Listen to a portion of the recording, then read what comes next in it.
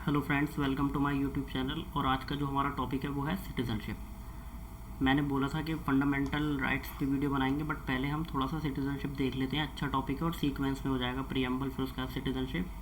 अब सबसे पहले हम ये समझ लेते हैं कि सिटीज़नशिप होती क्या है। सिटीज़नशिप जो है वो जो हमारी पॉपुलेशन है कंट्री की, मतलब वो दो उसमें बटी हुई है क्लासेस में। एक है सिटीज़न, एक है एलियंस। सिटीज़न वो हैं जो सारे सिविल और पॉलिटिकल राइट्स इंजॉय करते हैं। एलियंस जो है वो सारे सिविल और पॉलिटिकल राइट्स इंजॉय नहीं करते हैं। और एलियन जो है वो दो तरह के होते हैं, फ्रेंडली एलियन और एनिमी एलियन। अब इसमें आप बस इतना समझ लो कि जो सिटीजन्स हैं उनके राइट सबसे ज़्यादा होंगे। जो एलियन फ्रेंडली वाले हैं, फ्रेंडली एलियन जो हैं उनके राइट्स कम होंगे सिटीजन्स से। और जो एनिमी एलियन हैं उनके राइट्स फ्रेंडली एलियन से भी कम होंगे। और इसमें कॉन्स्टिट्यूशन में कुछ ऐसे एडवांटेजेस हैं जो सिर्फ सिटीजनशिप को मिलते हैं। जिनके पास सिटीजनशिप है, मतलब जो सिटीज़न है, एलियंस को वो एडवांटेजेस नहीं मिलते। जैसे कि कुछ फंडामेंटल राइट्स हैं जो सिर्फ सिटीजन्स को अवेलेबल हैं, वो और एलियंस को अवेलेबल नहीं हैं। जैसे हमारा आर्टिकल 15 आ जाता है। ये आर्टिकल 15 सिर्फ सिटीजन्स को अवेलेबल है। आर्टिकल 16 ये भी सिर्फ सिटीजन्स को अवेलेबल है। आर्टिकल 19 ये केवल सिटीजन्स को अवेलेबल है। आर्टिकल 29 एंड 30 ये भी केवल सिटीजन्स को ही अवेलेबल है। और कुछ हमारी ऐसी कॉन्स्टिट्यूशन में ऑफिसेज हैं, पोस्ट हैं जो सिर्फ सिटीजन्स को मिल सकती हैं। वो पोस्ट एलियंस को नहीं मिल सकती। जैसे for example president, vice president, जजेस of supreme court and high court, attorney general, governor and advocate general of state. ये पोस्ट ऐसी हैं जो सिर्फ सिटीजन्स ही ले सकते हैं, एलियंस ये पोस्ट नहीं ले सकते। और अगर हम इसमें एक चीज़ और देखें तो right to vote for election to the House of People and Legislative Assembly of State is available to the citizen only and only they can become the member of Union and State Legislature।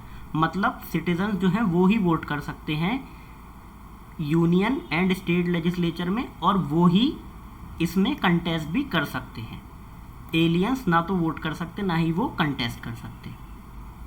उसके बाद हम इसमें देख लेते हैं constitutional provisions. अब इसमें मतलब इस पैराग्राफ का मैं आपको सिंपल एक मीनिंग बता दूं। ये पैराग्राफ ये बात करता है कि सिटीजनशिप में जो आर्टिकल 5 से 11 है उसको इस तरह से देख लेते हैं कि आर्टिकल 5 to 10 जो बात करता है वो बात करता है उस सिटीजनशिप की जो एनफोर्समेंट, जो हमारी कॉन्स्टिट्यूशन है उसका जो एनफोर्समेंट डेट है, मतलब कमेंसमेंट से, तो कमेंसमेंट के टाइम तक जो बात करता है सिटीजनशिप की, वो आर्टिकल 5 to 10 बात करता है। मतलब 26 जनवरी 1950 से पहले पहले सिटीजनशिप किसके अकॉर्डिंग मिली? आर्टिकल 5 से 10 के अकॉर्डिंग। और आर्टिकल 11 बात करता है कि जब कॉन्स्टिट्यूशन लागू हो गया, इन्फोर्स हो गया, तो उसके बाद जो है पावर आ जाएगी पार्लियामेंट के पास। फिर पार्लियामेंट जो लॉ बनाएगी उसके अकॉर्डिंग सिटीजनशिप रहेगी लोगों की, या उन्हें आगे मिलेगी। और जैसे कि पार्लियामेंट ने एक लॉ बना भी रखा है, द सिटीजनशिप एक्ट 1955। इस सिटीजनशिप एक्ट में काफ़ी अमेंडमेंट्स हुए हैं। और इसके अब जो मतलब कॉन्स्टिट्यूशन इन्फोर्स होने के बाद जो मिलती है सिटीजनशिप, मतलब राइट नाउ अभी जो सिटीजनशिप के प्रोविजंस हैं वो सिटीजनशिप एक्ट के अकॉर्डिंग चलते हैं। और कॉन्स्टिट्यूशन के कमेंसमेंट और इन्फोर्समेंट से पहले, मतलब 26 जनवरी 1950 से पहले, सिटीजनशिप का क्राइटेरिया जो आर्टिकल 5 से 10 में दिया है उसके अकॉर्डिंग सिटीजनशिप मिलती थी। जैसे कि हम आर्टिकल 5 की बात कर लेते हैं, तो आर्टिकल 5 हमारा सिंपली ये कहता है कि जो every person who has his domicile in the territory of India, जिसके पास डोमिसाइल है इंडिया का, या who was born in the territory of India, जो इंडिया की टेरिटरी में बॉर्न हुआ है, either of whose parents was born in the territory of India, या जिसके कोई भी एक पेरेंट इंडिया में बॉर्न हुए हैं, या who has been ordinarily resident in the territory of India for not less than 5 years immediately preceding such commencement shall be a citizen of India.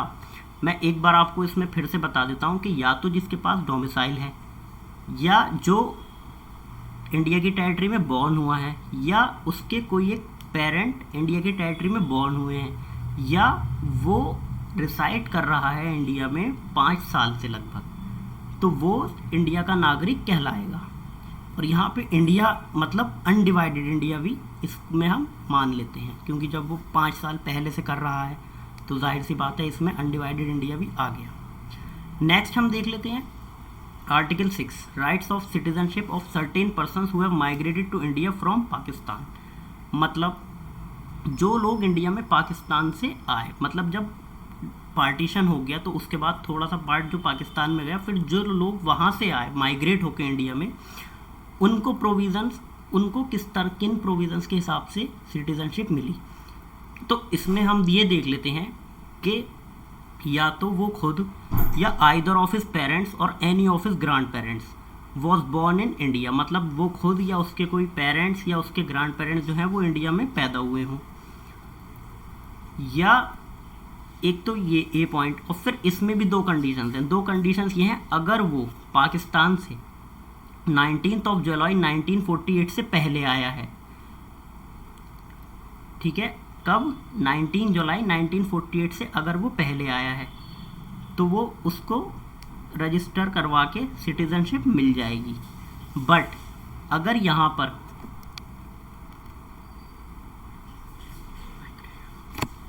वो यहाँ पर 19 जुलाई 1948 को या उसके बाद आया है, कब 19 जुलाई 1948 को या उसके बाद आया है, तो फिर उसको एक तो परमिट होना चाहिए उसके पास, और फिर वो यहाँ पर 6 महीने पहले रहा हो, उसको 6 महीने दिखाने पड़ेंगे अपने रहने के। फिर उसके बाद वो डोमिनियन ऑफ इंडिया में एप्लीकेशन लगा के अपने आप को रजिस्टर करवा सकता है और उसको सिटीजनशिप मिल जाएगी।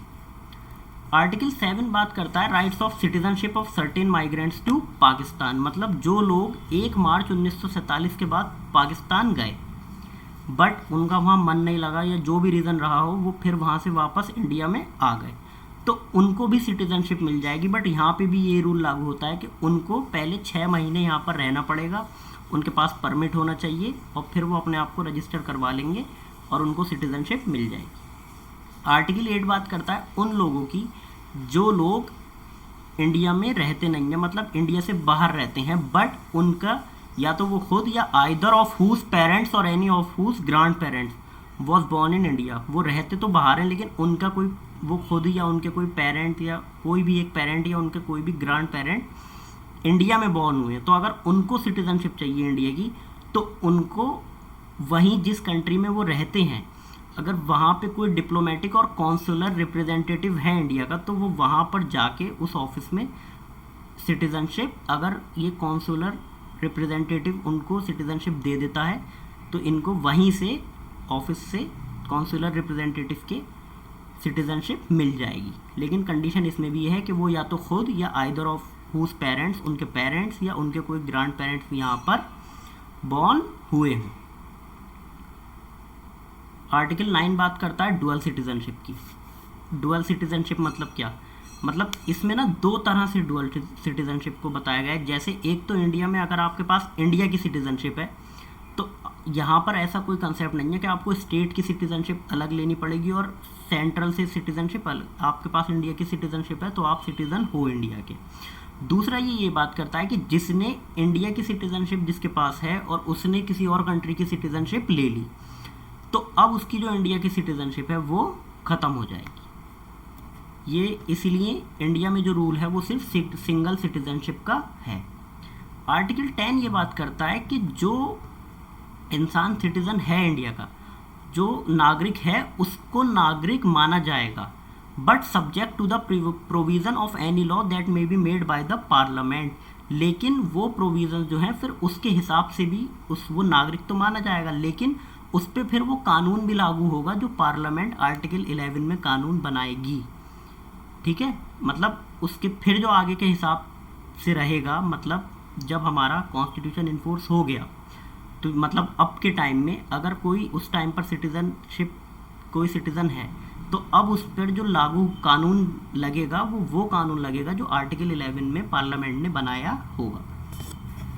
अब आर्टिकल 11 बात करता है parliament to regulate the right of, जैसे मैंने आपको ऊपर भी बताया, right of citizenship by law. इसमें यह है बेसिकली कि जब कॉन्स्टिट्यूएंट असेंबली ने ये सारे आर्टिकल्स बनाए, तो उन्होंने आर्टिकल 5 to 10 तक तो ये बात कही कि ये सारे मतलब जो है कॉन्स्टिट्यूशन के कमेंसमेंट तक तो इनके हिसाब से सिटीजनशिप मिलेगी, आर्टिकल 5 to 10 के हिसाब से। फिर जब कॉन्स्टिट्यूएंट असेंबली ने बोला कि जब कॉन्स्टिट्यूशन कमेंस हो जाएगा, मतलब लागू हो जाएगा, तो फिर जो हम ये सिटीजनशिप की पावर है ये उन्होंने पार्लियामेंट को दे दी, कि मतलब पार्लियामेंट जो भी कानून बनाएगी उसके अकॉर्डिंग सिटीजनशिप लोगों को मिलेगी या उस हिसाब से उनकी सिटीजनशिप रहेगी। तो इसमें आर्टिकल 11 में पार्लियामेंट ने अपनी पावर को यूज़ करके सिटीजनशिप एक्ट बनाया 1955 का, जो मैंने आपको जिसका थोड़ा बहुत ऊपर रेफरेंस दिया भी था, और नेक्स्ट वीडियो में सिटीजनशिप एक्ट पर ही बनाऊंगा। तो आई होप आपको ये वीडियो समझ आई होगी। सिटीजनशिप एक्ट में आपको कैसे मतलब सिटीजनशिप मिलेगी या कैसे सिटीजनशिप टर्मिनेट होगी, ये सारे रूल्स अब सिटीजनशिप एक्ट में आपको दिए हुए हैं। नेक्स्ट वीडियो मेरी इस पर होगी, और आपको ये मेरे सारे नोट्स जो हैं मेरे अमन लॉ क्लासेस का जो टेलीग्राम चैनल है उस पर से मिल जाएंगे। और आई होप आपको मेरी वीडियो पसंद आई होगी। नेक्स्ट वीडियो में मिलते हैं, तब तक के लिए बाय, टेक केयर।